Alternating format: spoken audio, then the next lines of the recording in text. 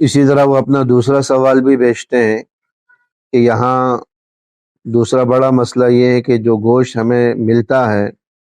بقول یہاں کے لوگوں کے، کہ یہاں سڈنی میں لیبنیز مسلم کافی مقدار میں پائے جاتے ہیں، اور ان کا جو بڑا جو کاروبار ہے وہی وہ چکن ہی کا ہے کہ وہ ذبح کرتے ہیں اور اس کو فراہم کرتے ہیں، اس کو پرووائڈ کرتے ہیں۔ تو ایک کہ ذبح کرنے والے یہاں کے لوگوں کے مطابق مسلمز ہوتے ہیں، لیبنیز مسلمز ہوتے ہیں، لیکن ایسے گوشت میں کثرت کے ساتھ خون لگا ہوا ہوتا ہے، اور جس کی وجہ سے مشکلات ہوتی ہیں کہ کیا اس قدر خون لگا ہوا ہو تو ہم استعمال کریں یا نہ کریں۔ اور یہاں کے لوگ جو کہتے ہیں کہ لیبنیز مسلمان اس کو ذبح کر رہے ہوتے ہیں، تو کیا ہمیں اس کی بنیاد پر اس گوشت کو استعمال کرنے کی اجازت ہے یا نہیں ہے؟ یہ انصاف کا سوال ہے، اور یہ بھی بکثرت لوگوں کو درپیش ہوتا ہے جو غیر مسلم ممالک میں رہتے ہیں۔ وہاں جو گوشت ملتا ہے وہ مشکوک ہوتا ہے، اور جو ہے غیر یقینی اس کی صورتحال ہوتی ہے، تو کیا ایسے گوشت کو استعمال کریں یا نہ کریں؟ خود ذبح کرنا آسان نہیں ہوتا، اور نہ ہی اپنے سامنے کروانا آسان ہوتا ہے، تو کئی طرح کی مشکلات ہوتی ہیں۔ تو ایسے صورتحال میں اس ذبیحے سے متعلق کیا کیا جائے، استعمال کیا جائے نہ کیا جائے؟ تو بھائی بلال صاحب یہ بات ذہن میں رکھ لیں، میں ایک اصولی ضابطہ اور قاعدہ آپ کے سامنے رکھ دیتا ہوں کہ علماء نے لکھا کہ الاصل فی الاشیاء الاباحہ، کہ اشیاء کے اندر، چیزوں کے اندر اصل حلال ہونا ہے، اور یہ حکم گوشت کا نہیں ہے، گوشت کے علاوہ جتنی بھی چیزیں ہیں ان کے اندر اصل حلال ہونے کا حکم ہے کہ ان کو حلال سمجھے، ان کو حرام نہ سمجھے۔ گوشت کے علاوہ، گوشت سے بنی ہوئی چیزوں کے علاوہ جتنی بھی چیزیں ہیں، سبزیوں کی بنی ہوئی یا اس کے علاوہ کوئی اور چیز، ان کے اندر تو اصل حلال ہونا ہے، ان کو حلال سمجھا جائے گا جب تک کہ ان کے حرام ہونے کی کوئی دلیل یقینی طور پر ہمارے سامنے نہ ہو۔ اور یقینی دلیل کا مطلب یہ ہوتا ہے کہ خود براہ راست اپنی آنکھوں سے دیکھا ہو، یا بہت ہی ثقہ اور اعتماد کے لوگوں نے یہ خبر دی ہو کہ اس کے اندر کوئی حرام چیز یا حرام جز شامل ہے، تو پھر احتیاط کرنی چاہیے۔ گوشت کے اندر علماء نے لکھا کہ اصل اس کے اندر حرام ہونا ہے، حلال ہونا نہیں، یعنی اس کے اندر حکم یہی ہے کہ یہ گوشت حرام ہے جب تک کہ اس کی حلت کی یا حلال ہونے کی ہمارے پاس دلیل یقینی موجود نہ ہو۔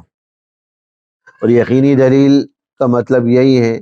کہ آپ کے سامنے کسی مسلمان نے اس کو ذبح کیا ہو، یا انتہائی ثقہ لوگوں نے اس کو کے بارے میں خبر دی ہو کہ یہ مسلمان کا ذبیحہ ہے، کسی غیر مسلم کا نہیں۔ جب آپ نے یہ اصولی بات اور ضابطہ سمجھ لیا، اب آپ اپنے سے متعلق مسئلہ سمجھیں کہ آپ جس علاقے میں رہ رہے ہیں، چونکہ غیر مسلم ملک ہے، غیر مسلموں کا شہر ہے، وہاں جو گوشت مل رہا ہے اس کے اندر اصل حرام ہونا ہی ہے،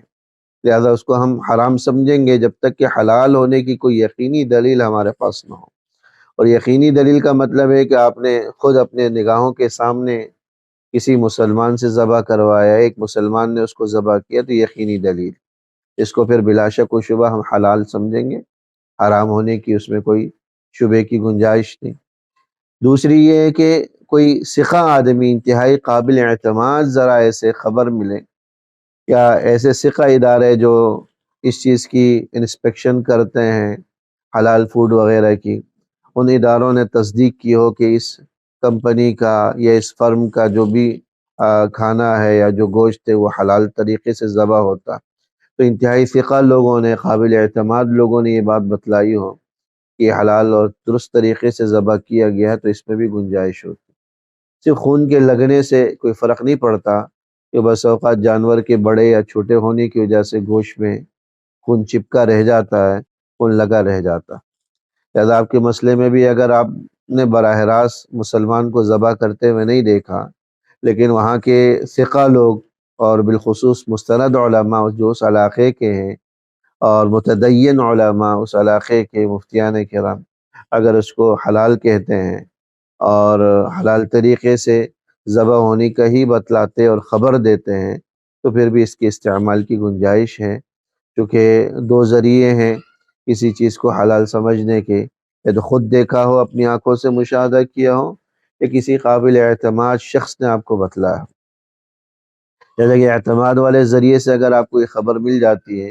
کہ یہ صحیح طریقے سے ذبح ہوا ہے، تو پھر اس کے استعمال کی گنجائش ہے، بلا وجہ پہ شک و شبہ اس میں نہیں کرنا چاہیے۔ لیکن اس سلسلے میں میری رائے یا میرا مشورہ یہ ہے کہ ہم سے پوچھنے کے بجائے وہاں کے جو مقامی علماء ہیں، اس علاقے میں کام کرنے والے جو دینی ادارے ہیں، اسلامک سینٹرز ہیں،